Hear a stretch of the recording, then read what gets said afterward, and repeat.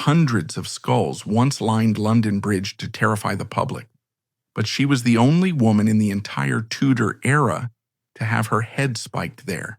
This was Elizabeth Barton, a poor girl whose only crime was daring to tell King Henry VIII that he couldn't divorce his wife.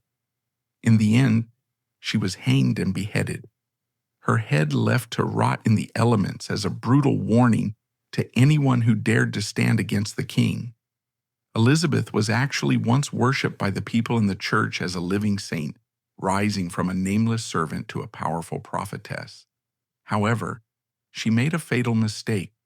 She naively believed she was God's messenger, while to Henry, she was just a dangerous obstacle that needed to be crushed. So how did a simple peasant girl dare to challenge the king and push herself into the jaws of death? We must return to the mud, the superstition, and the terrifying silence of the Kentish countryside in the 1520s. It is a mistake to view the terrifying psychological landscape of early 16th century England through the lens of modern rationality. The England of 1525 was not merely a political state, it was a spiritual battleground. For the average plowman, miller, or servant girl, the membrane separating the physical world from the spiritual world was paper thin. Demons were not metaphors for mental illness. They were physical entities that hid in the shadows of the woods. Angels were not abstract concepts, they were messengers who could intervene in the harvest. God was not a distant watchmaker. He was an active, wrathful judge who sent plague, sweat, and famine as direct punishments for sin. And in the 1520s, God seemed furious. The weather was disastrous. Harvests were failing, leading to inflation and hunger. But more terrifying than the hunger was the Great Heresy blowing in from Germany. Martin Luther, an obscure monk, had done the unthinkable. He had challenged the authority of the Pope. He was tearing at the fabric of Christendom. For 1,000 years, the Catholic Church had been the only mechanism for salvation. It held the keys to heaven. Now rumors were spreading that the Mass was a lie, that purgatory was a scam, and that the saints could not hear your prayers. For the peasantry, this wasn't an intellectual debate, it was a spiritual apocalypse. If the church was wrong, then their ancestors were burning in hell. If the Mass was fake, then there was no protection against the devil. The anxiety was suffocating. The people of England were desperate for reassurance. They were starving for a sign that the old ways were still true. They needed a voice to cut through the confusion. In a farmhouse in Aldington, a small village overlooking the Romney Marsh, that voice was about to scream. Elizabeth Barton was born around 1506. The fact that we do not know her exact birth date or the names of her parents tells you everything you need to know about her social standing. She was born into the vast, silent majority of the English poor. Her childhood would have been defined by labor, fetching water, spinning wool, tending to animals, and navigating the filth of a world without sanitation. By 1525, at the age of 19, Elizabeth had secured a position as a domestic servant in the household of Thomas Cobb. This was a stroke of luck. Cobb was not just a farmer, he was the steward of an estate owned by William Warham, the Archbishop of Canterbury. Aldington was not a bustling metropolis, but thanks to Cobb's position, it was connected to the highest quarters of power in the English Church. The Cobb household was a place where the anxieties of the clergy would trickle down to the servants. Elizabeth would have heard scraps of conversation about the troubles in London, the king's lack of a son, and the spreading heresy. However, Elizabeth was not a theologian. She was a teenager tasked with scrubbing floors and baking bread. She was, by all accounts, a pious, unremarkable girl. Until Easter of 1525. It began with a sickness. Contemporary chronicles describe it as a strange and grievous sickness. In modern medical terms, we might diagnose it as severe epilepsy, or perhaps a condition known in the medieval period as suffocation of the mother, hysteria, where the uterus was believed to wander the body, causing constriction. The symptoms were horrific to witness. While going about her chores, Elizabeth would suddenly collapse. Her throat would swell visibly, choking her. She would gasp for air, her face turning purple, her eyes rolling back into her head. Her body would go rigid, arching in unnatural positions that seemed physically impossible. For the Cobb family, watching their young servant writhe on the floor, this was not a medical event, it was a spiritual one. In the 16th century, the symptoms of epilepsy and the symptoms of demonic possession were identical. They watched in terror, praying that the devil would leave her. But when the seizures stopped, the trance began. Elizabeth did not wake up. She lay in a comatose state, sometimes for hours, sometimes for days. And then she began to speak. The voice that came out of the 19-year-old girl was not her own. It was deep, authoritative, and resonant. It lacked the stammering humility of a servant addressing her masters. In her trance, Elizabeth began to narrate things she could not possibly know. She spoke of events happening in other rooms of the house. She described the sins of those standing around her bed, revealing secrets they had never spoken aloud. One of her earliest recorded prophecies was domestic, yet chilling. She claimed to see the spirit of a child who lived in the Cobb household. She predicted exactly when and how the child would die. When the child died exactly as she had foreseen, the atmosphere in the farmhouse shifted from concern to awe. She was no longer just sick, she was touched. As the weeks went by, the content of her trances evolved. She stopped talking about household matters and began to speak of the cosmos. During her death-like states, she claimed her soul was leaving her body. She said she was being guided by angels into the other world. She described the joys of heaven with a poet's tongue, the music, the light, the presence of the saints. More importantly, she described purgatory. She confirmed that it was real. She described the souls of the dead suffering in the purifying fires, begging for prayers. This was exactly what the people of Aldington needed to hear. The Lutherans were claiming purgatory was a fiction invented by the Pope to make money.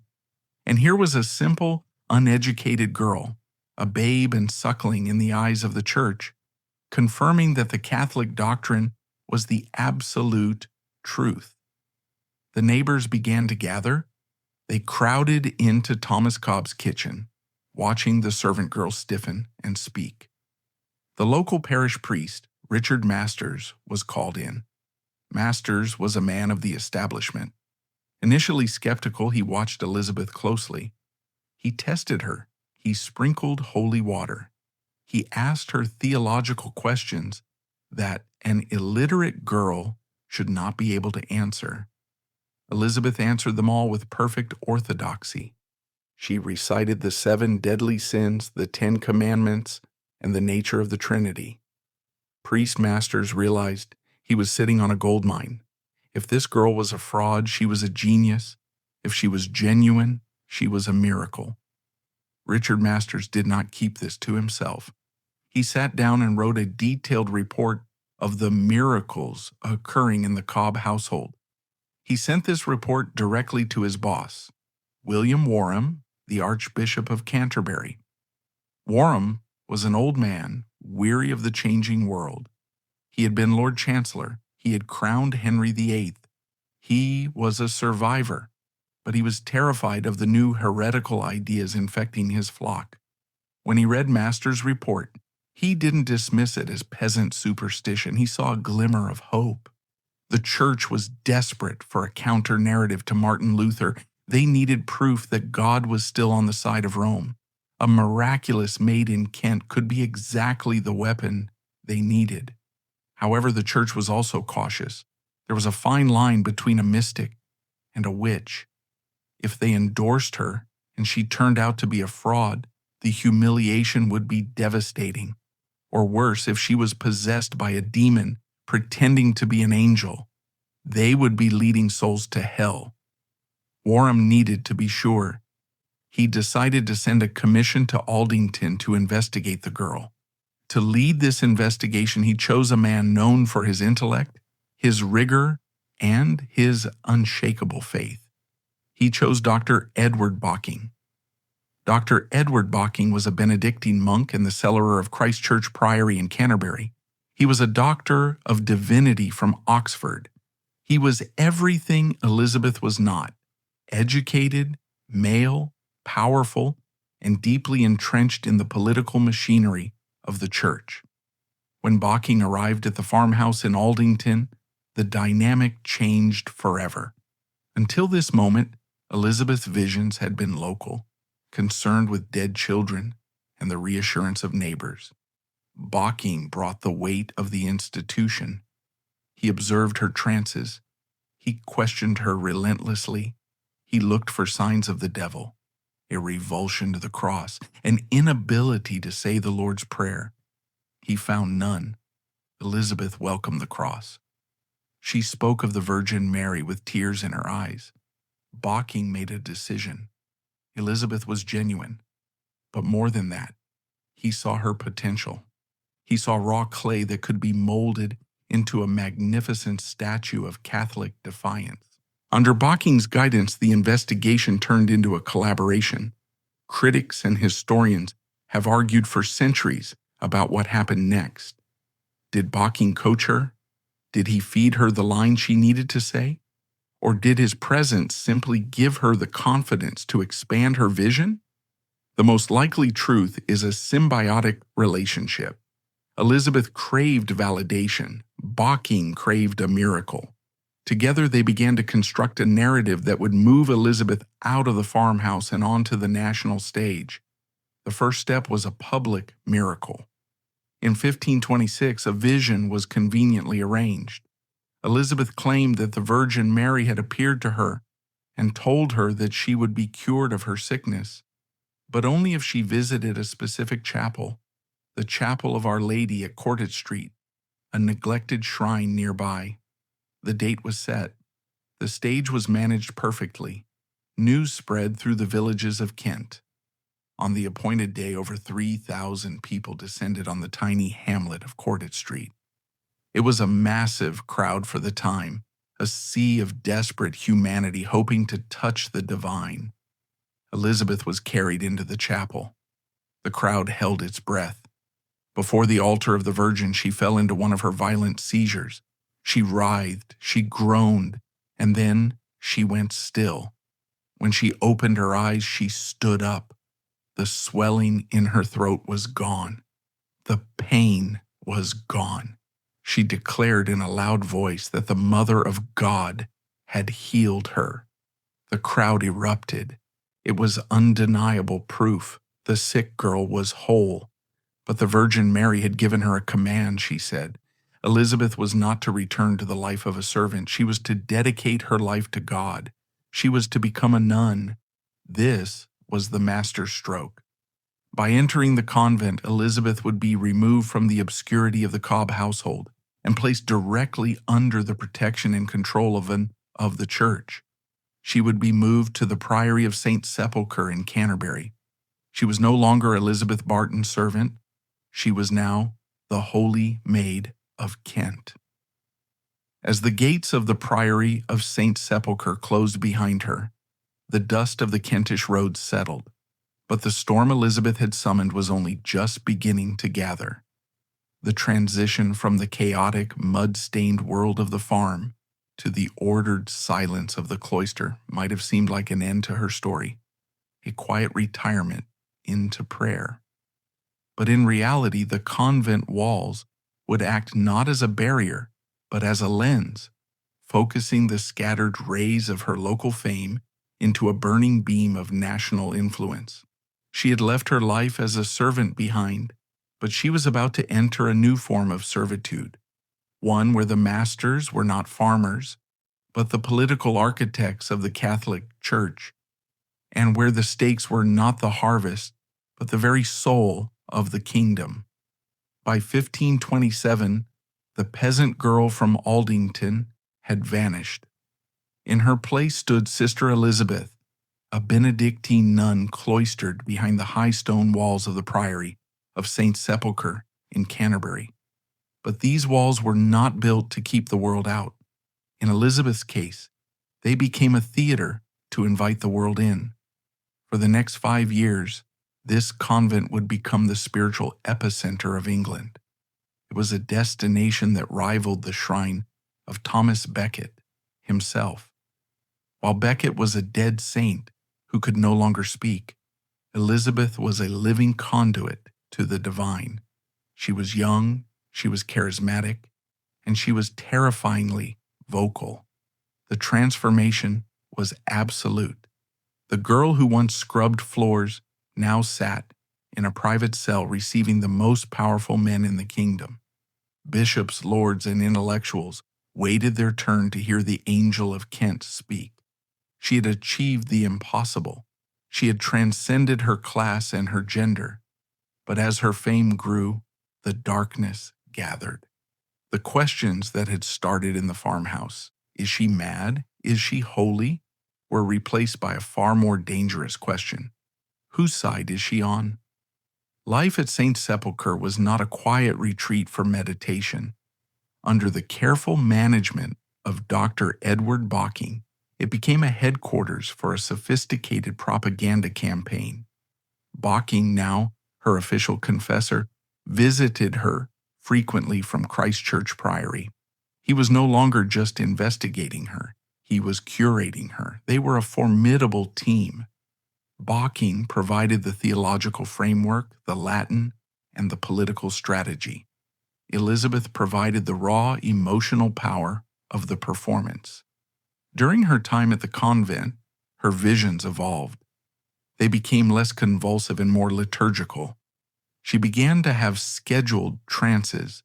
She would announce that the Virgin Mary or St. Mary Magdalene would visit her at a specific hour. The nuns would gather, candles would be lit, and the spectacle would begin. She spoke of journeys to heaven where she saw the hierarchy of angels. She spoke of the specific sins of the people in the audience, terrifying them into confession. She claimed to have the power to see the souls of the recently departed, confirming whether they were in heaven, hell, or purgatory. This power over the afterlife was a potent currency. Wealthy patrons would donate money to the convent, desperate for Elizabeth to tell them that their deceased fathers or husbands were safe. The Priory of St. Sepulchre, previously a poor and struggling house, began to flourish. Elizabeth was good for business, but Barton did more than just count the coins. He began to compile her utterances into a book. It was titled A Marvelous Work of Late Performing at Courtet Street. Copies were handwritten and circulated among the elite.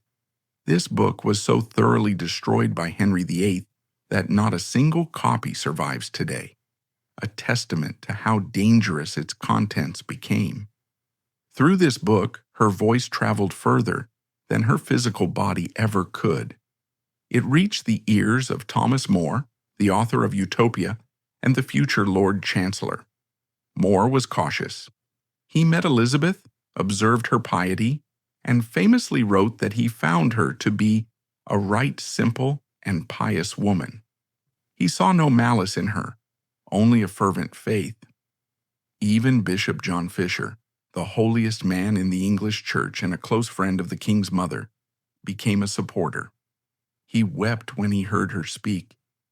To these men, Elizabeth was the answer to their prayers, a living defense of the Catholic faith against the poison of Lutheranism. She was the darling of the establishment, the perfect nun. But while Elizabeth was ascending to sainthood in Canterbury, King Henry VIII was descending into a private hell in London. The year was 1527. Henry was 36 years old. He was a man obsessed with his legacy. He had a wife, Catherine of Aragon, whom he respected but no longer loved. More importantly, Catherine was 42 years old, and her childbearing years were over. Their union had produced only one surviving child, a daughter, Mary. To Henry, this was a catastrophe. England had just emerged from the Wars of the Roses, a bloody civil war caused by a disputed succession. He believed that if he died without a male heir, the country would burn again. He needed a son. And he had convinced himself that his marriage to Catherine was cursed by God because she had previously been married to his brother Arthur. He found his solution in the dark eyes of Anne Boleyn. Anne was not like the other mistresses Henry had bedded. She was sharp, ambitious, and refused to sleep with him unless he put a ring on her finger. She offered him the one thing he couldn't have, a legitimate son with a new, younger wife. Henry began the process of the great matter, the annulment of his marriage. He expected it to be easy. He was the defender of the faith after all. He assumed the Pope would grant him the divorce as a favor. He was wrong. The Pope was a prisoner of the Holy Roman Emperor, Charles V, who happened to be Catherine of Aragon's nephew. The Pope could not grant the divorce. Henry was trapped. His frustration turned to rage. He began to look for ways to bypass the Pope. He began to question the very authority of the Church. And this is where the paths of the king and the nun collided. Elizabeth Barton was not ignorant of politics. Her mentor, Edward Bocking, was deeply opposed to the divorce. He saw it not just as a sin against Queen Catherine, who was beloved by the people, but as a direct attack on the authority of the Church. Elizabeth's visions began to shift. The Virgin Mary stopped talking about purgatory and started talking about the king's marriage. In 1528, the pressure was mounting. Cardinal Thomas Wolsey, the Lord Chancellor and the king's fixer, was trying desperately to secure the divorce. Wolsey was the most hated man in England, arrogant, vastly wealthy, and symbolic of clerical corruption. Elizabeth demanded an audience with him. It is a testament to her power that Wolsey agreed. He invited the peasant nun to his palace. We can only imagine the scene.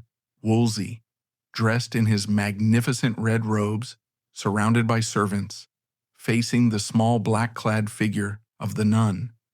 Elizabeth did not bow and scrape. She told Wolsey that God had sent her a vision specifically for him. She described seeing the cardinal holding 3 swords.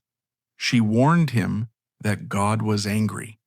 She told him that if he did not use these swords to defend the church and stop the divorce, God would strike him down. She prophesied his fall. Wolsey, a man who terrified dukes and earls, was shaken. He was a superstitious man. He didn't arrest her. He didn't mock her. He listened. He even arranged for her to meet the king. The first meeting between Henry VIII and Elizabeth Barton is one of history's most bizarre encounters. It likely took place in 1528. Henry was still in his pious phase. He considered himself a good Catholic. He was curious about this holy maid that everyone was talking about. Elizabeth was brought before the king. She did not flinch. She looked the 6'2" monarch in the eye, a man who could order her death with a wave of his hand, and she delivered her message. She told him to burn the heretical books coming from Germany. She told him to stay true to the faith, and then she gently but firmly warned him about the divorce. She told him that Catherine was his true wife in the eyes of God. Henry listened. At this stage, she wasn't threatening him with death. She was warning him as a spiritual mother might warn a wayward son. Henry, surprisingly, seemed to respect her. He even offered her the position of abbess at a royal convent, which she refused, perhaps on Bocking's advice, to maintain her independence. Henry let her go. He thought she was a harmless, holy woman who would eventually fall in line. He underestimated her. He didn't realize that for Elizabeth, the voice of God was not a suggestion. It was a command. As the years dragged on and the divorce proceedings stalled, Henry's patience evaporated. He fired Wolsey, who died in disgrace, fulfilling Elizabeth's prophecy. He began to dismantle the legal ties to Rome. He was moving toward a total break with the church. In response, Elizabeth's prophecies became radicalized. The time for gentle warnings was over. She began to travel. She left the convent more frequently, visiting the houses of the nobility, specifically the houses of those who supported Queen Catherine. She met with the Marchioness of Exeter and the Countess of Salisbury, powerful women with Plantagenet royal blood who hated Anne Boleyn. She became a rallying point for the opposition. The Nuns Party was forming. It wasn't an army, but it was a network of resistance. Bocking and his associates began to circulate her new prophecies in secret. They whispered them in confessionals. They copied them into letters. The message was simple. The king is being led astray by a whore, Anne Boleyn, and evil counselors. In 1532, Henry took the decisive step. He traveled to Calais to meet the King of France, taking Anne Boleyn with him as his consort. He was parading her as the queen-in-waiting. This was the breaking point for Elizabeth. When Henry returned from France, he was determined to marry Anne, regardless of the Pope. He had appointed a new archbishop, Thomas Cranmer, who was willing to grant the divorce. Elizabeth Barton went into a trance. When she emerged, she delivered the prophecy that would sign her death warrant. She demanded to see the king again. This time, he refused to see her personally, but she made sure the message reached him. She declared, "If the king marries Anne Boleyn, he shall not be king a month thereafter. God will not accept him as king, and he shall die a villain's death." This was different. This wasn't a warning about his soul. It was a prediction of regicide. In the 16th century, to predict the king's death was to imagine it, and to imagine it was to desire it, and to desire it was treason. But she went further. She claimed that in her visions she had seen the place prepared for Henry in hell. She described the demons waiting for him. She claimed that God had already rejected him, that he was no longer king in the eyes of heaven, merely a usurper occupying the throne. She told this to the monks at the Charterhouse. She told this to the friars observant. She was essentially telling the king's subjects that they no longer owed him allegiance. It was a call to revolution, cloaked in the habit of a nun. For Henry, this was no longer a spiritual annoyance. This was a political crisis. If he married Anne and then died of sickness, an accident, or assassination a month later, the people would believe God had struck him down. His dynasty would collapse. The legitimacy of his new marriage was being undermined before it even began. But Henry was cunning. He didn't arrest her immediately. He knew she was popular. If he arrested the Holy Maid while the people were already angry about the divorce, he might spark the very rebellion he feared. He needed to wait. He needed to prove her wrong. He married Anne Boleyn in secret in January 1533. In June, a heavily pregnant Anne was crowned Queen of England in a lavish ceremony. The clock was ticking. Elizabeth had said 1 month. The court held its breath. The people watched the skies for lightning. The nun prayed in her cell. 1 month passed, then 2, then 3. Henry VIII was still alive. He was still eating, hunting, and ruling. The prophecy had failed. The failure of the prophecy created a vacuum, a terrifying silence, where the voice of God should have been. In this void, the protection that had surrounded the Holy Maid, the awe of the people, the hesitation of the king, the reverence of the clergy, began to disintegrate. Henry VIII, having survived the predicted month of doom, realized that his enemy was mortal after all. The spell was broken. Now, the narrative shifted from the spiritual to the judicial. The king no longer needed to fear the lightning bolt. He only needed to fear the rebellion she might inspire. As the summer of 1533 turned to autumn, the machinery of the Tudor state, oiled by Thomas Cromwell's ruthless efficiency, began to grind into motion, ready to crush the woman who had dared to blink first. The summer of 1533 was a season of suffocating tension for the Catholic faithful in England. They had been promised a divine intervention.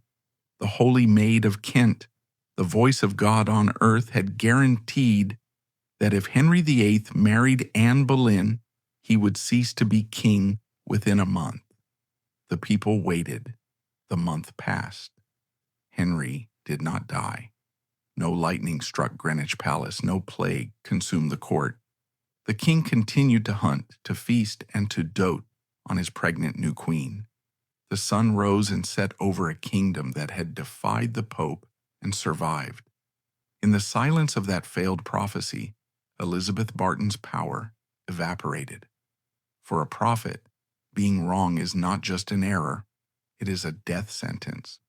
Her immunity was based on the fear that she was protected by heaven.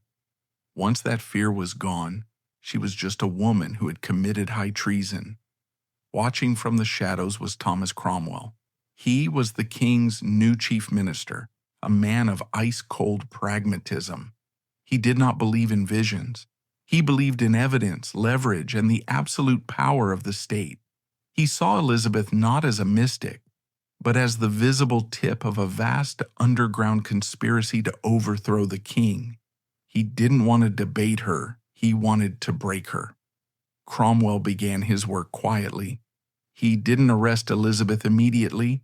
Instead, he started pulling at the threads of her network. He sent spies into the convents and the taverns of Kent. He intercepted letters.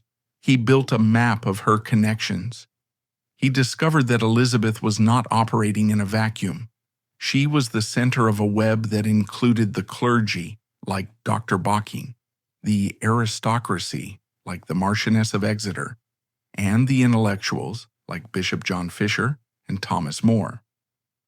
To Cromwell, this looked like a coup in the making.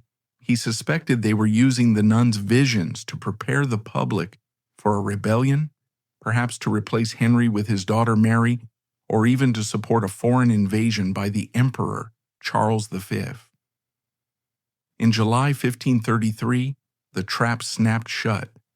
Cromwell ordered the arrest of Elizabeth Barton. She was taken from her cell at St. Sepulchre's. There was no protest from the crowds who had once worshipped her. The failure of her prophecy had left them confused and disillusioned. She was transported to London, not as a saint, but as a prisoner. Elizabeth was imprisoned in the Tower of London. It is difficult to overstate the psychological terror of this place for a peasant woman. She was cut off from the sunlight, from her friends, and from the rituals of her faith. Cromwell interrogated her personally. We do not have transcripts of these sessions, but we know Cromwell's methods. He was not a brute. He was a lawyer. He would have dissected her life, pointing out every inconsistency, every moment where her visions conveniently aligned with the political goals of the monks. Her supporters, Bocking and the other priests, were almost certainly tortured. The rack and the scavenger's daughter were standard tools for extracting treason confessions. They were broken physically until they were willing to say whatever Cromwell needed them to say. Elizabeth, as a woman, was likely spared the rack, but the psychological pressure would have been immense. Cromwell offered her a choice. Confess that you are a fraud and live, or maintain your sanctity and die by fire. She broke. She signed a confession. In it, she admitted that the miracles were staged. She claimed that she had learned to feign the trances to gain attention, and that the priests had encouraged her, teaching her about the three swords and the political situation to make her prophecies sound authentic. Was this confession true? Historians are divided. Some see her as a hysterical young woman who enjoyed the fame and was manipulated by ambitious men. Others see her as a genuine believer who, under the threat of a gruesome death and told that her visions were delusions of the devil, internalized the guilt. Regardless of the truth, the confession was exactly what Henry needed. Mere execution was not enough for Henry VIII. He needed to destroy Elizabeth's legend.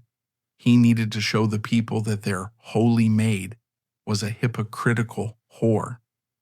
In November 1533, a grand spectacle was arranged at St. Paul's Cross in the heart of London. It was the public square of the Tudor world. A massive wooden platform was erected. Elizabeth Barton, dressed in her nun's habit, was forced to stand on the platform before thousands of jeering Londoners. Beside her stood her co-conspirators, Dr. Bocking, Father Daring, and the others. They looked ragged, broken by their time in the Tower. A preacher delivered a sermon listing their crimes, mocking their feigned holiness. Then Elizabeth was made to speak. She read her confession aloud. She told the crowd that she had deceived them. She admitted to being a poor wench who had been seduced by pride. It was a total ritual humiliation.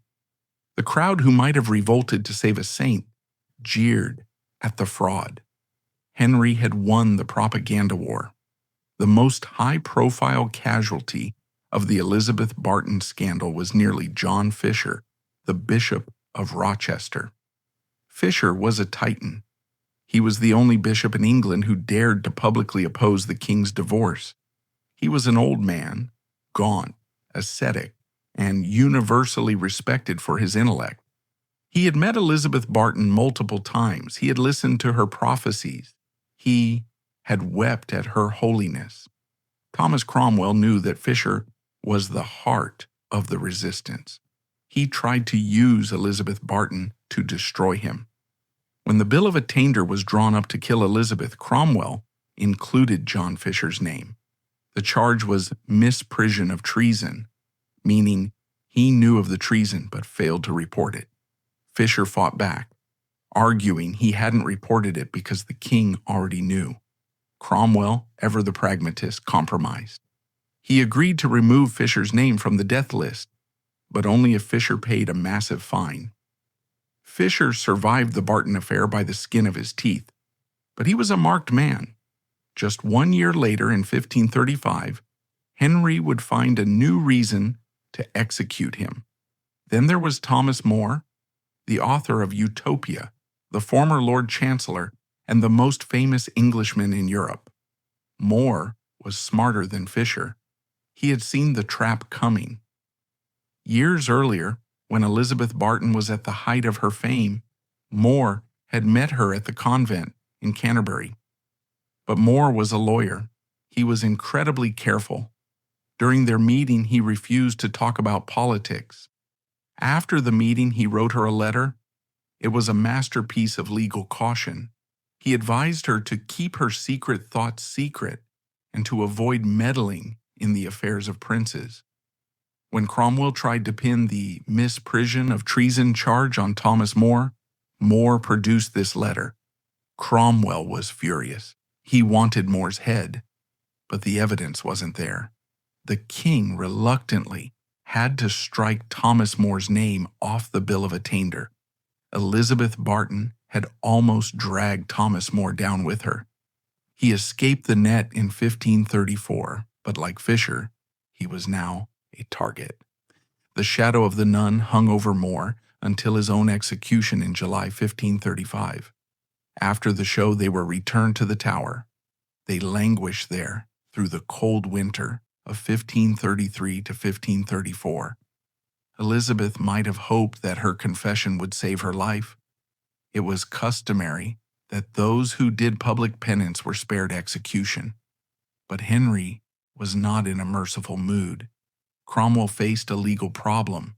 Elizabeth's treasonous words predicting the king's death had mostly been spoken before the new laws making such speech high treason were fully enacted. Furthermore, she was popular in Kent. If he put her on trial in front of a jury, there was a risk they might not convict a nun, or worse, she might retract her confession in court. So the king decided to bypass the justice system entirely. He used a weapon called a Bill of Attainder. This was a legislative act declaring a person guilty without a trial. Parliament simply voted on whether she was a traitor. If the bill passed, she was legally dead. No defense, no witnesses, no jury. The Bill of Attainder against Elizabeth Barton and her followers was introduced in early 1534. It passed easily. The king's will was law. Parliament declared that Elizabeth Barton, Edward Barking, and 5 others were guilty of high treason. The act also ordered the systematic destruction of her memory. Every copy of her book was to be seized and burned. Anyone caught possessing her writings faced fine and imprisonment. This is why we have no direct record of her visions today, only the accounts of her enemies. The date was set for April 20th, 1534. Elizabeth was dragged from her cell. She was strapped onto a hurdle, a wooden sledge without wheels. She was dragged by a horse through the muddy, cobbled streets of London. The journey from the Tower to Tyburn, near modern-day Marble Arch, was 3 miles long. It was a procession of shame, with crowds lining the streets to throw mud and abuse. She was 28 years old. At Tyburn, the triple tree, the triangular gallows, awaited them. Elizabeth was the only woman. She had to watch her friends die first. The execution of the men was a triumph of medieval cruelty. Barking, Daring, Risby, Gold, and Rich were subjected to the full penalty for high treason, hanged until half dead, castrated, disemboweled, and quartered. Elizabeth stood on the scaffold and watched the butchery of the men who had made her a star. The blood, the smell, the screams. It was a horror designed to break the soul before the body died. Finally, it was her turn. As a woman, she was spared the quartering. She was only to be hanged. Standing on the brink of eternity, she was allowed final words. She did not curse the king. She did not call down fire from heaven. She spoke with a tragic, simple clarity. I am not so much to be blamed, considering it was well known unto these learned men that I was a poor wench without learning, but because the things which I feigned was profitable to them, they much praised me, and that hath brought me to this end. Even at the end, she shifted the blame to the system that had used her. She framed herself as the uneducated girl exploited by powerful men. It was perhaps the truest thing she ever said. The cart was drawn away. The holy Maid of Kent swung in the spring breeze. The king was not done. He wanted to make sure the message was received in every corner of his realm. There is no power higher than the king. The bodies of the monks were buried, but their heads were treated with tar and cumin seed to preserve them. Elizabeth's head was cut from her body. It was impaled on a pike and placed on London Bridge. She was the only woman in history to suffer this specific indignity. For weeks, the empty eyes of the prophetess stared down at the city she had tried to save. Elizabeth Barton's destruction was a turning point. It marked the moment Henry VIII crossed the Rubicon. He had executed a woman widely regarded as a saint. He had proved that the church could not protect its own. Just a year later, the heads of Bishop John Fisher and Thomas More would join hers on the bridge. Then, the head of Queen Anne Boleyn herself would fall within the tower walls. The bloodbath had begun, but it started with the peasant girl. Elizabeth Barton was the canary in the coal mine. She was the first casualty of the English Reformation's reign of terror. She proved that in the clash between faith and power, power will almost always win, and it will write the history books. Today she is a footnote, a mad nun in the margins of Henry VIII's story. But for a brief, flickering moment, she was the most dangerous woman in England. She was the Raven of Kent, who dared to croak doom at the eagle and was torn apart for her song. The head of Elizabeth Barton did not stay on London Bridge forever. Eventually, the sun, the wind, and the relentless pecking of the gulls reduced it to bone, and it tumbled into the dark waters of the Thames. But while her physical presence vanished, her ghost refused to leave the court of Henry VIII. If the king thought that executing a 28-year-old nun would silence the opposition, he was gravely mistaken. Instead, her blood acted as a catalyst. The holy Maid became a martyr. In the eyes of the terrified Catholic population, she was not a traitor. She was the first casualty in a holy war. The spring of 1534 marked a fundamental shift in the English psyche. Before Elizabeth Barton, the king's anger was dangerous but predictable. After Elizabeth Barton, the king's anger was total. Her execution proved that the old taboos were dead. If the king could execute a bride of Christ, he could execute anyone. To understand the immediate fallout of Elizabeth's death, we must look at who her friends were. Elizabeth was not a lone wolf. She was the spiritual figurehead of the observant friars. The observants were the elite shock troops of the Catholic Church. They were Franciscans who followed the strictest rules of poverty and chastity. They lived in simple friaries, walked barefoot, and were beloved by the common people for their holiness.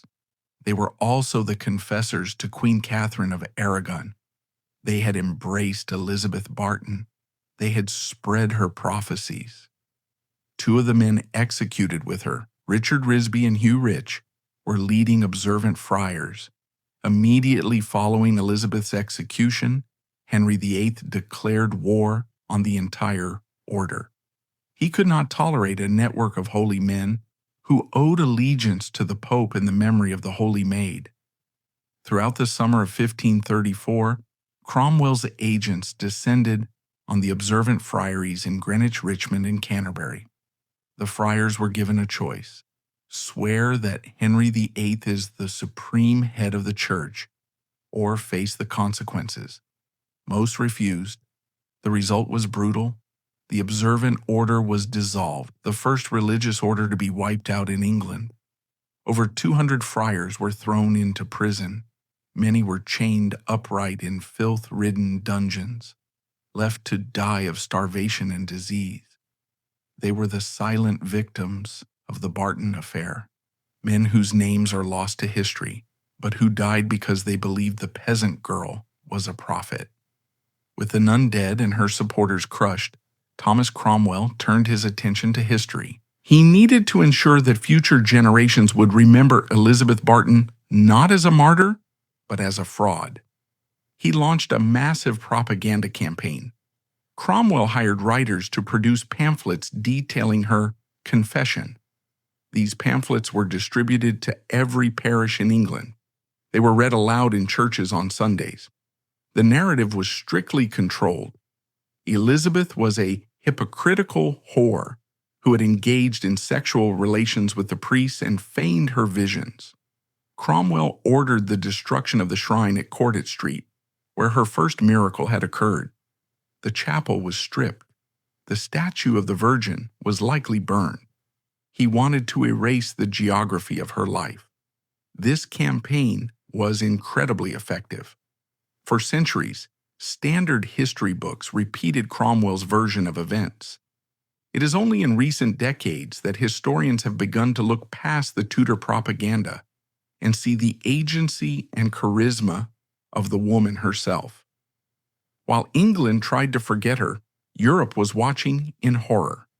To the Catholic powers of Europe, Spain, France, and the Holy Roman Empire, the execution of Elizabeth Barton was a sign that Henry VIII had gone mad. Eustace Chapuis, the imperial ambassador, wrote extensively about her. In his letters to Charles V, he described her as a holy martyr. He reported the outrage of the common people. The Pope, Clement VII, was pushed closer to the edge. The killing of a nun was a direct affront to the dignity of the Church. Elizabeth Barton, in death, became a symbol of the true England that was being lost, the England of shrines, pilgrims, and papal authority. She became a rallying cry for the exiles who fled Henry's terror. The story of Elizabeth Barton is often treated as a strange, isolated episode, a weird interlude, before the real history of the Reformation begins. This is a mistake. The Elizabeth Barton affair was the laboratory where the English terror was perfected. It was during this crisis that Cromwell developed the tools he would use to reshape England: the spy network, the Bill of Attainder, and the propaganda press. Elizabeth Barton was the prototype. Her destruction provided the blueprint for the annihilation of Anne Boleyn and the dissolution of the monasteries. As the sun set on 1534, the silence of the grave settled over Aldington and Canterbury. The Holy Maid was gone. The king was supreme head of the church. The medieval world was dying, and a new, ruthless modern world was being born in the blood of a peasant girl. However, to truly understand this tragedy, we must look past the politics and ask the medical question that has plagued historians for centuries. Was she actually mad? Looking back at those terrifying seizures in the farmhouse, the rigidity, the hallucinations, the swelling throat, modern neurologists now recognize the classic symptoms of temporal lobe epilepsy, TLE. Unlike grand mal seizures, which involve thrashing, TLE affects the part of the brain responsible for emotion, memory, and religious experience. Patients often report hypergraphia, an intense desire to write or speak, hyperreligiosity, and visual hallucinations. If Elizabeth suffered from this, she wasn't faking her visions. She was experiencing electrical storms in her brain that her medieval mind interpreted as God. When she told the king she saw angels, she literally saw them. There is also a compelling argument for anorexia mirabilis, miraculous loss of appetite. In the medieval period, starving oneself was a way for women to gain spiritual authority. The starvation itself can induce hallucinations and euphoria. She was likely not mad in the way we use the insult. She was physically ill. But in the 1520s, there was no neurology. There was only theology. Her brain chemistry was interpreted as sanctity, and that misdiagnosis killed her. After her death, the Tudor state didn't just want her forgotten, they wanted her despised. The primary architect of her reputation in the decades that followed was John Foxe. His book Acts and Monuments, commonly known as Foxe's Book of Martyrs, became the second most important book in England after the Bible. Foxe was a rabid Protestant. To him, Elizabeth Barton could not be a victim because she was Catholic. Therefore, she had to be a villain. He codified the narrative that she was a lewd nun, implying that her trances were sexually motivated performances designed to seduce priests. This version of history stuck. For 400 years, standard school textbooks in England described her as the Mad Maid of Kent, or a charlatan. It was only in the clandestine Catholic underground that a different memory survived. Jesuit priests smuggled accounts of her life back into England, where she remained a martyr who stood alone against the tyrant. Why was Henry VIII so terrified of her? He faced other rebellions. He faced armed uprisings. Yet he seemed uniquely obsessed with crushing this one nun. The answer lies in her gender. Tudor society was built on a strict hierarchy: God, king, man, woman. By speaking directly to the king with the voice of God, Elizabeth Barton short-circuited the entire system. She bypassed the male hierarchy. She was a woman instructing a man, a peasant instructing a king, and an illiterate instructing scholars. This was the world turned upside down. To Henry, this wasn't just treason, it was unnatural. Her execution was designed to put women back in their place.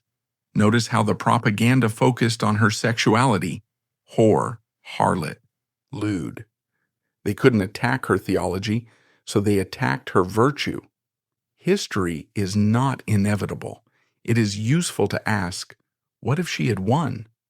Elizabeth Barton was not screaming into the void. She was the voice of a massive, silent majority. In 1533, most English people still loved Queen Catherine and hated Anne Boleyn. If Henry had died in 1533, perhaps from a hunting accident or an illness, Elizabeth Barton would have been canonized immediately. She would have been Saint Elizabeth of Kent, the woman who predicted the judgment of God. Her prophecy could have triggered a civil war, ending the Tudor dynasty right there. Henry's brutality wasn't paranoia. It was a rational reaction to a genuine threat. The story of Elizabeth Barton ends not with a bang, but with a terrifying silence. After 1534, the women of England stopped prophesying. The era of the female mystic, which had flourished in the Middle Ages, came to an abrupt, bloody halt. Henry VIII had taught the country a lesson. There is no room for private revelation in a state-controlled church. God speaks only through the king. Elizabeth Barton was the last of her kind. She was the last medieval figure standing on the shore, screaming at the incoming tide of the modern, bureaucratic state. The tide washed over her. Today, if you visit the bustling London Bridge, there is no plaque for her. But her story remains one of the most remarkable in English history. She was the servant who became a celebrity, the illiterate who lectured the learned, the girl who tried to stop the wheel of history with nothing but her voice. She failed. But in her failure, she revealed the true face of Henry VIII's England, a place where conscience was a crime and where the only safe prophet was a silent one.